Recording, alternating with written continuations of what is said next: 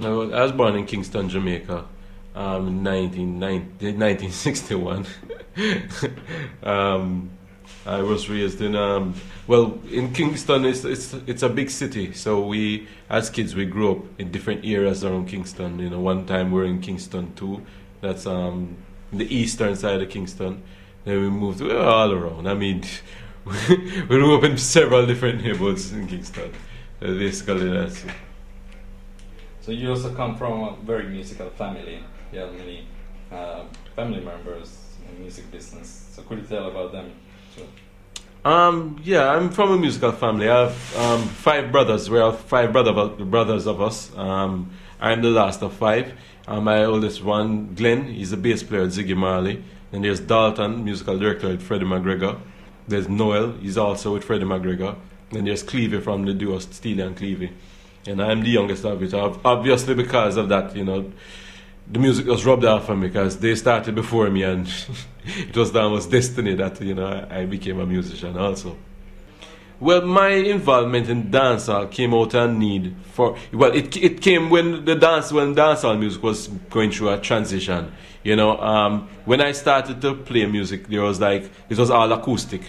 I was one of the first people to start experimenting with like electronic drum machines and so on, and doing sequencing and so on. So I was always an advocate for that sort of thing, you know. Dancehall music at the time, you know, it was pretty much more like roots reggae. It was kind of slow. At the time in America, for instance, there was things like breakdance music. It was called breakdance music. It was much more rigid and you know, being a youth, you know, a teenager, you know, it just felt like something needed to be done about our music. And I got a drum machine to borrow and programmed a song which was called Rubber Dub Soldier. You know, there's a group called Bloodfire Posse. We started a group called Bloodfire Posse, and we focused mainly on electronic music.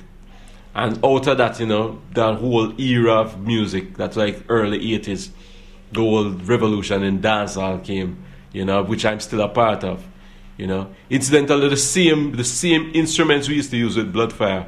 You know, that's why I sold my brother Clevie a drum machine that I had, which played all the Bloodfire songs. I sold it to him, and he went around to King Jammies, and they started their thing, and the whole thing evolved out of that, you know, that year. And right now, I mean, because, I mean, I think I was one of the people, you know, I think I was probably one of the people who were, you know, kind of responsible for that change. You know, I still today hold on to it, and I enjoy it a lot. I enjoy playing dancehall music, love it to the bone. So, you know, I'm still deeply involved in it. You know, the music of the street, hence I have the Main Street label. You know, it's just all about the street music. Well, apart from being involved in many productions over the years, you know, because I was like Judy Mott's band leader at one stage, and I used to be involved in all her production, and I learned from that, you know. My first outing where I was outright listed as producer and, you know, I was in control of it, was a song called Rubber Dub Soldier, which was done by Bloodfire Posse, which I'm a member of that band.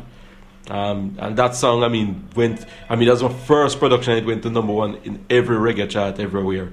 And that was a big accomplishment for me. And, you know, the rest is history. The second song I produced was a song called Every Posse Get Flat. Did the same thing again, all over again. Then we did an instrumental version of the Pink Panther. Yeah, which, you know, all these songs, I mean, as a young producer at the time, it was like, you know, it was very encouraging for me. And, you know, everything came out of that. That started in 1984. Rubber Dub Soldier came out in 1984. Get Flat and all those songs, 1984, between 84 to 85.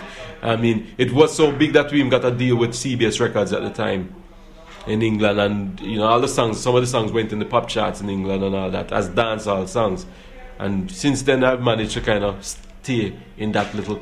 It's almost like the songs are dancehall, but they have this little edge to cross over. Like, I find that a lot of people in pop were listening to my music, and still today they do, you know. I started Main Street Records unofficially in 1992, you know, when I did my first recording with General Degree, a song called Granny. That's when Bloodfire defunct. I mean, the group sort of, you know, split, and I decided that I wanted to continue doing production. The first recording was, as I say, a song called Granny with General Degree. Did the same thing all over again. It was like deja vu. it was like straight to #1 again, you know, and did everything all over the world and the same whole thing again. And, you know, from that we started, you know, I decided to incorporate the company officially in, I think it was 1994, when Main Street was, you know, incorporated as a company and staffed and everything. And, you know, the rest is history. It's now here, you know. Yeah, well, we just moved to this new office 2 weeks ago, coming from the previous office where we have the recording studio. I think there was a need for space. I mean, everything was fine. It was good for the office and, you know, for staff, but then we didn't have any warehouse space to hold our stock, because there were a whole lot of records now, you know. So we moved to this bigger and more central place. You know, it's like, it's in the way of all the major distributors, record distributors and all. It's on a main street, while the original Main Street is on a side road. Yeah, I noticed that. It was sort of very crowded and not so much space there. I was there last night. Okay. Yeah. Well, realistically, you know, I'm one of them people. I tend to be in my own creative modes at times. I don't really listen to records that much. Or if I listen to records, I don't listen to what people think I'd listen to. You know, I tend to listen to like smooth jazz and them things. That's why, because I'm a musician, so I'm into all forms of music. So my influences, I mean, the influence don't come from anywhere basically. I think come from God, because you know, it's just something that just inspired in some way. And that's it. I mean, I like people like Bob Marley is my favorite. I think he's the greatest thing ever come on the face of this earth. I don't think there's another group or entity or any artist that will ever come on earth with that vibe. You know, it can't be reproduced, it can't be recreated. I mean, you check the greatest groups in the world, whether it be Beatles, you know, the Pink Floyd, many of them. You have somebody who can reproduce that sound and get close to that sound quite similar. Bob Marley's in a class of his own, and I mean, I have to take hats off to him. You know, he's the greatest ever. And if I was to say anyone who'd influence me, it must be Bob Marley. Well, the most important thing, you know, my major focus when I'm making a rhythm is that it's musical. A lot of rhythms coming out of Jamaica are just drum beats and samples. You know, in all of my rhythms, you can sing them. You can actually sing, just like the old studio one. You could sing the bass line or sing the horn section. The important thing in my rhythm is that you can sing something, hum the bass line or hum something. There must be something. That was something quite deliberate, because I personally felt that the music was getting too. It was like driven by what you call engineers. It was like an engineer thing or a disc jockey thing, and I think we as musicians, you know, we have to recognize that we have our role to play.